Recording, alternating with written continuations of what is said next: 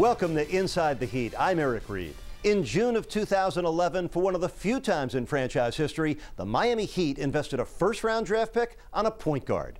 On December 27th, that rookie, Norris scored 20 points, 14 in the fourth quarter, in a Heat win over the Boston Celtics in just his second NBA game. And for Heat fans, it was love at first sight.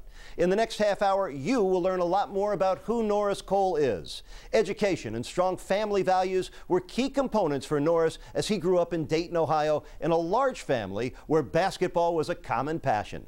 The game was in his family's DNA, and they best describe where Norris Cole's love affair with basketball first began. LeBron, nice dish. Norris Cole, you got it. Hey, that's that reverse layup. Here you go. My favorite move I've always tried to teach him was a reverse layup because of its size. To go into the basket, use the basket to protect him from the big guy, and he can glide by him, then reverse it back in. It goes way back further before Norris was ever born. Basketball was not new. I have 8 brothers. When he came into this world, he had his uncles to go see them play, so he's never saw anything else but hard work. I think about when he was a small baby running around on the carpet, we would play music and he would stuff the ball in a Fisher's basket. Basketball was a common theme in the Cole family, but so were good morals, education, and a strong family foundation. We went to church regularly, so we were involved in pretty much everything our kids did. Norris Sr. coached Norris II when he was just 3 years old for the local YMCA team. We play indoors. You know, it get kind of cold in the Midwest, so we play indoors at the YMCA. Norris was always a small guy, physically, but when the game started, he was the big guy. Growing up in Dayton, I had a good childhood. Went to church every Sunday, Wednesday for Bible study, made good grades, got along with everybody in the neighborhood, so I had a pretty good upbringing. My grandma used to watch us in the summertime, and we used to play church over grandma's. He used to be the preacher, and he would sing.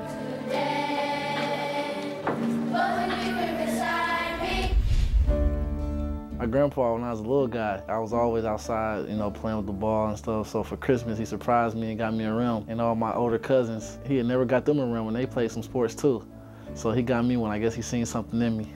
Norris had imaginary friends who he competed against. He played basketball and he would defend himself. And he'd run up and down and he'd get exhausted and come in, eat something, sleep, and then get right back up and go right back out there. One of those imaginary defenders might have been some of the players he looked up to. He also collected their jerseys. I had a throwback LeBron high school jersey, Dan Marino, Bo Jackson, throwback Jordan, back in the Bulls '84 jersey. I have a lot of them. Michael Jordan was the star at the time. He watched every Michael Jordan video, and we're talking VHS tapes. He has every one of them, and he watched them all the time. And we say, okay, we're gonna watch movies. Well, the girls complain, oh no, we're not gonna have to watch Michael Jordan again, are we? And Norris would always wanna watch his Michael Jordan video, and the girls would sit there and oblige him painfully, but they got used to it. From Michael Jordan to Mozart, Norris tried to emulate many of the greats and picked up some unique hobbies. We wanted Norris to be well-rounded, so Norris plays piano. He could sit down right now if you put him to a piano and he'll play one of his favorite songs. I think he still remembers. It's always one that he sits down and goes right to and plays when he plays.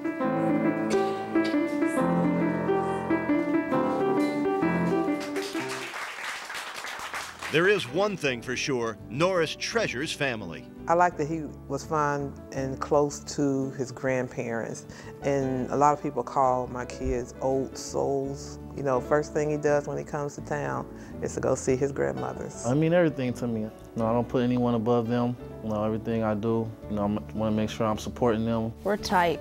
We're like white on rice. We did everything together. He's a great brother. He's an all-around great person.